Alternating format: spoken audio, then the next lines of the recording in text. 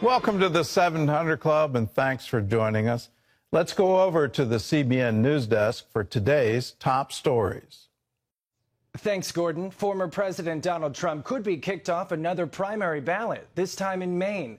The ruling puts more pressure on the Supreme Court to weigh in on these unprecedented legal challenges. Washington correspondent Matt Galka reports. Maine's Democrat Secretary of State Shenna Bellows ruled former President Donald Trump is ineligible for the state's primary because of the Constitution's insurrection clause. A group of former Maine lawmakers, including a Democrat, a Republican, and an independent, brought the issue to Bellows. We believe former President Trump on January 6th engaged in an insurrection against the Constitution of the United States. And under Section 3 of the 14th Amendment, that disqualifies him from holding the office of the presidency. Trump's attorneys called the ruling, quote, atrocious. In a hearing before the secretary, they cited other states' decisions to keep him on the ballot and stop him from being disqualified in Maine. All of whom have been asked to engage in this type of in a disqualification, and every administrative official has declined to do that for good reason. The decision in Maine follows a ruling by the Colorado Supreme Court this month barring Trump from the ballot in that state primary. When we looked at the weight of evidence, it became clear that January 6th was an attack not only on the Capitol, on government officials, but also an attack on the rule of law. Bellows says her decision will be suspended until it works its way through appeals. The Supreme Court could also weigh in on Trump's eligibility following the Colorado decision. The fight over Trump's eligibility happening in more than a dozen states, and he's had some victories. Earlier this week, the Michigan Supreme Court rejected a bid to disqualify him from that state's primary. Last night, California's Secretary of State declined calls by state Democrats to remove his name from the ballot. Matt Galka, CBN News. Turning now to the war in Israel as the fighting against Hamas in Gaza and Hezbollah in the north continues, there are fears of terrorist attacks from Judea and Samaria, also known as the West Bank. An Arab Israeli stabbed a female soldier and a security guard at a checkpoint outside Jerusalem Thursday. The attacker was shot and killed.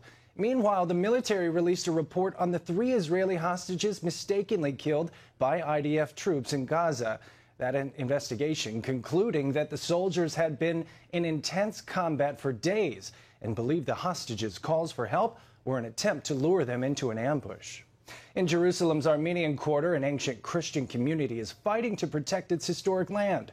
They're resisting an attempt to put a hotel on property or they've owned for centuries. And they believe the issue raises broader concerns for the Christian presence in the city. CBN contributor Chuck Holton reports from Jerusalem. The situation here has implications beyond these ancient walls. As part of the land deal, a Jewish businessman leased a large portion of the Armenian Quarter, and the investor plans a luxury hotel that would demolish homes where Armenians have lived for centuries.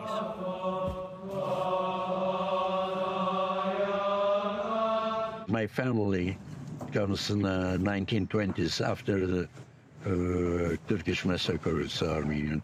My father came along with the sister with other families, and he lost the mother, and the Turks, they killed her in front of his eyes. He saw how they killed the mother, and he was alone with other family. They reached to Jerusalem. First Aleppo, afterwards Jerusalem. I love old city. I paid cheap money I took from the patriarch at this house, 1969. When I married, until now I'm living there. 2 years ago, the Armenian Patriarchate of Jerusalem signed an illegal deal with an Australian Jewish businessman. This deal included not only the parking lot, but also 5 houses of Armenian families, the garden of the Patriarch, the parking lot of the Patriarch, and also the hall of the seminary school.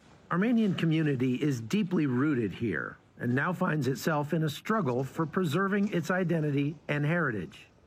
Since the 4th century, the Armenians continue to live here in the old city, on the highest point in the old city, which is Mount Zion, and we have our own quarter. It is important to mention that the Armenian presence in Jerusalem is an uninterrupted presence. While the deal is tied up in court, the developer is attempting to begin demolition.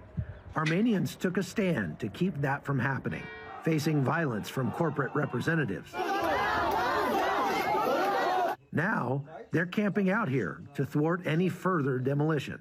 We stopped the bulldozers, we stood in front of them, and we are staying here, we are guarding all day. People stay here, they guard, they protect the land in order to prevent from armed settlers and security guards from the company to attack or take over the land.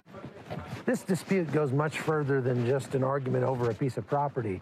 As a matter of fact, hardcore extremist Jews have been actually attacking Armenians and Christians in this area, vandalizing their property and more for more than a year. And that's one of the reasons why this group of men decided to stay here and guard this property and try to stand up for themselves here before they get pushed off of the land that their grandfathers and great-grandfathers were on for centuries.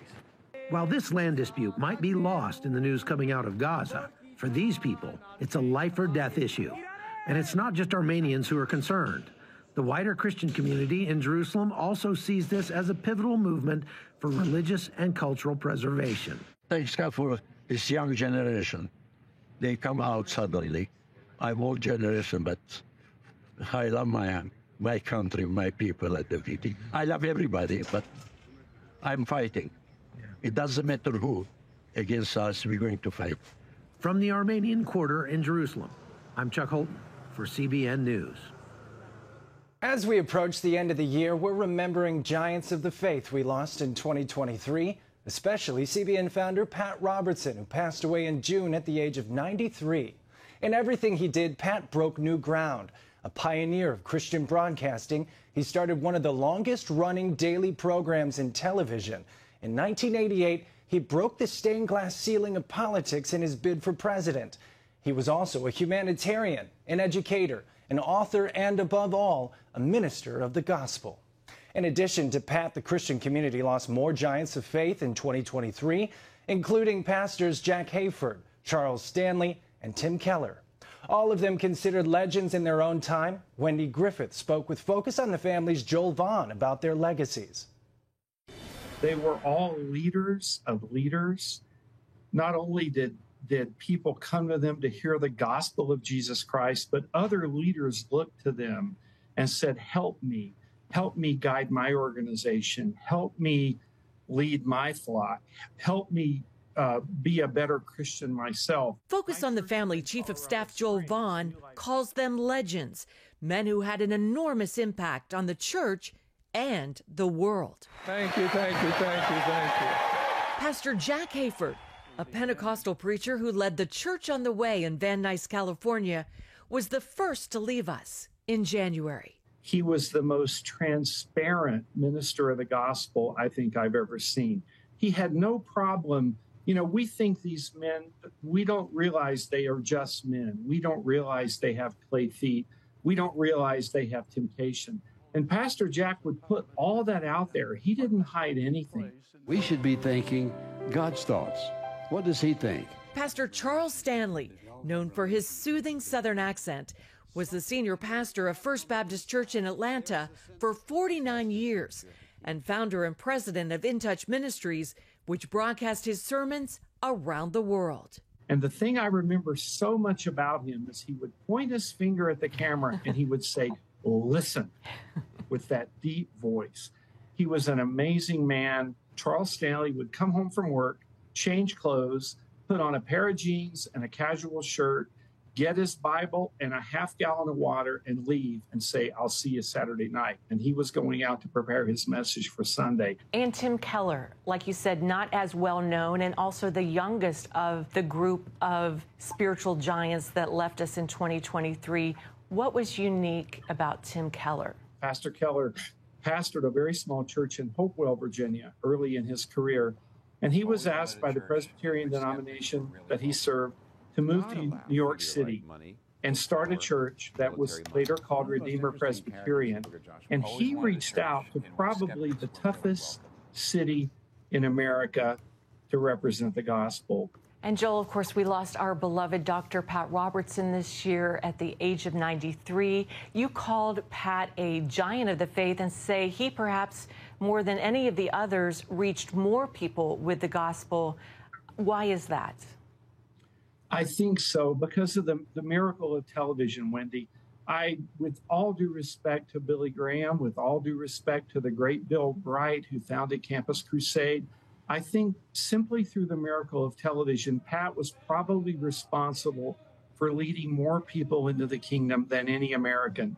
I feel very confident in saying that. Still, Vaughn says the true depth of their legacies won't be known until we get to heaven. And I think of the soul watching TV, maybe in despair, maybe late at night, and they just happen to turn on Pastor Hayford, the 700 Club, In Touch, and they heard a message that led them to faith in Jesus Christ. And there are millions of people across the world who have that same story, and that's why I refer to all of these men as legends. Wendy Griffith, CBN News.